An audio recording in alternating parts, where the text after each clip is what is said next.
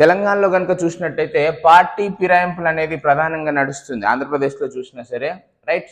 అయితే ఒక పార్టీ నుంచి గెలిచి ఇంకొక పార్టీలోకి జంప్ అయిన వాళ్ళకి అనర్హత వేటు వేసే అధికారం ఓన్లీ స్పీకర్కి మాత్రమే ఉంటుంది. Only speaker.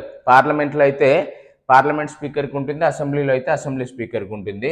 అయితే చాలా మంది హైకోర్టుకి సుప్రీంకోర్టుకి వెళ్తూ ఉంటారు. హైకోర్టు అయినా సుప్రీంకోర్టు అయినా మళ్ళీ ఫైనల్గా స్పీకర్ దగ్గరికే పంపిస్తుంది. ఎందుకంటే డెసిజన్ తీసుకునే అధికారం ఓన్లీ స్పీకర్కి ఉంటుంది. స్పీకర్ పవర్స్ని ఛాలెంజ్ చేసే అధికారం ఎవరికి లేదు, రైట్. ఒకటి ఎగ్జాంపుల్ కనుక చూసినట్టయితే కర్ణాటక స్టేట్లో ఇంతకుముందు 12 మంది పైన అనర్హత వేటు వేయాలని చెప్పేసి లాస్ట్ 1 వీక్ ఉన్నది అనే టైంలో, అంటే 5 years కంప్లీట్ అయిపోతాయి అనే టైంలో లాస్ట్ 1 వీక్లో వాళ్ళపైన యాక్షన్ తీసుకోవడం జరిగింది.